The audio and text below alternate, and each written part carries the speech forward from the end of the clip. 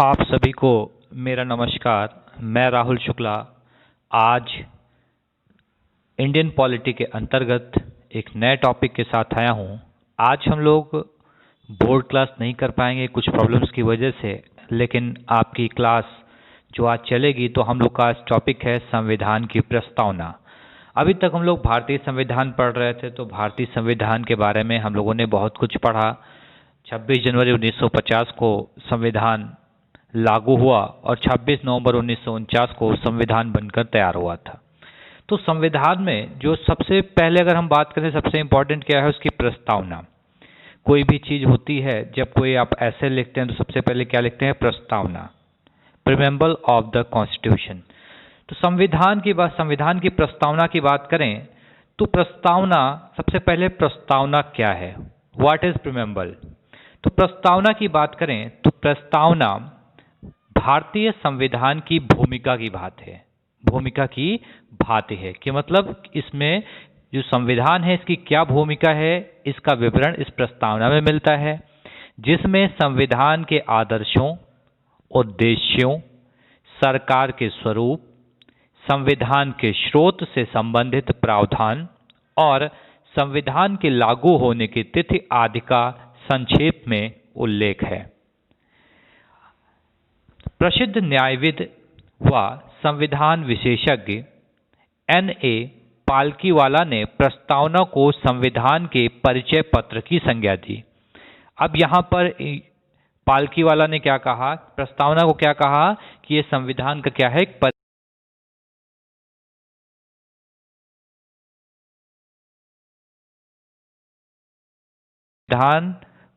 संविधान की प्रस्तावना को परिचय पत्र की संज्ञा किसने दी? तो N.A. पालकीवाला ने संज्ञा दी थी। फिर बात करें प्रस्तावना का आविर्भाव कहाँ से हुआ। इससे पूर्व हमने पढ़ा था कि पंडित जवाहरलाल नेहरू ने उद्देश्य प्रस्ताव संविधान सभा में प्रस्तुत किया था और वही क्या था? प्रस्तावना का बेस था। तो देखिएगा, पंडित जवाहरलाल नेहरू द्वारा 13 दिसंबर 1946 को संविधान सभा में रखे गए उद्देश्य प्रस्ताव से हुआ। तो इसका आविर्भाव कहाँ से हुआ?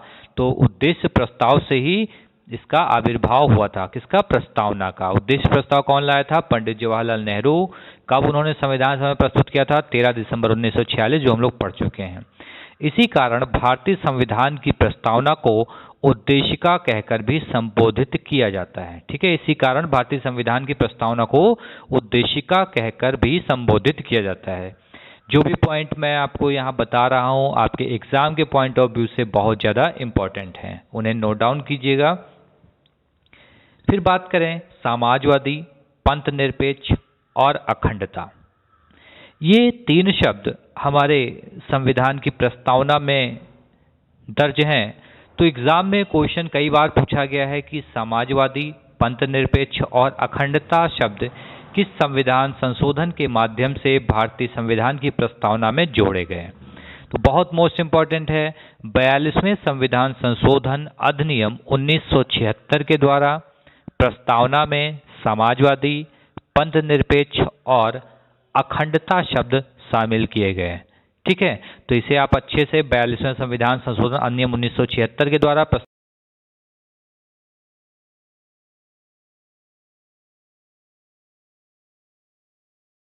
करें प्रस्तावना में उल्लेखित शब्द। तो प्रस्तावना में उल्लेखित शब्द की बात करें तो उसमें उल्लेखित शब्द है हम, भारत के लोग। हम भारत के लोग, we the people of India. इसका तात्पर्य क्या हुआ? देखिए, पहले देखिए, हम भारत के लोग अंगीकृत, अधिनियमित और आत्मसमर्पित करते हैं। ये जो हम भारत के लोग क्या है, ये जो संविधान है इसको क्या करते हैं? आत्मार्पित करते हैं। अर्थात भारत के लोगों द्वारा ही इस संविधान को बनाया। ठीक है, अर्थात भारत के लोगों द्वारा ही इस संविधान को बनाया, स्वीकार किया तथा स्वयं को अर्पित अर्थात अपने ऊपर लागू किया गया है।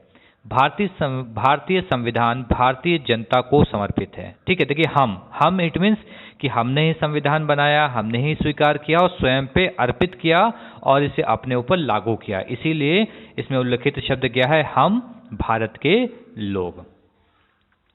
फिर बात करें प्रस्तावना कहाँ से लिया गया है, तो प्रस्तावना अमेरिकी संविधान, अब अमेरिकी संविधान जो कि बात करें तो विश्व में प्रथम लिखित संविधान है, कहाँ का, अमेरिका का संविधान, ठीक है। तो अमेरिका के संविधान से प्रस्तावना ली गई है, लेकिन प्रस्तावना की भाषा की बात करें तो प्रस्तावना की भाषा पर ऑस्ट्रेलिया के संविधान की का प्रभाव पड़ता है, ठीक है। प्रस्तावना की भाषा पर ऑस्ट्रेलिया संविधान की प्रस्तावना का प्रभाव है, ठीक है। जिसकी भाषा है वो ऑस्ट्रेलिया के संविधान से प्रभावित है, और जो प्रस्तावना लिया गया वो कहाँ से लिया गया, अमेरिका के संविधान से लिया गया है।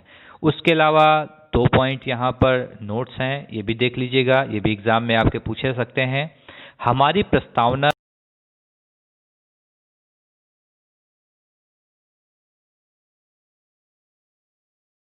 1789 to 1799 में हुई थी से लिया गया है। तो ये भी पूछा जाता है कि जो प्रस्तावना में स्वतंत्रता, समता और बंधुत्व के आदर्शों को कहाँ से लिया गया, तो फ्रांस की क्रांति से लिया गया। अगला पॉइंट देखिएगा, सामाजिक, आर्थिक, राजनीतिक न्याय के तत्वों को 1917 की रूस की क्रांति से लिया गया। तो ये भी पूछा सकता है, सामाजिक, आर्थिक, राजनीतिक न्याय के तत्वों को कहाँ से लिया गया, तो रूस की क्रांति से लिया गया। तो यहाँ पर आज हमने पढ़ा, भारतीय संविधान की प्रस्तावना की चर्चा की है।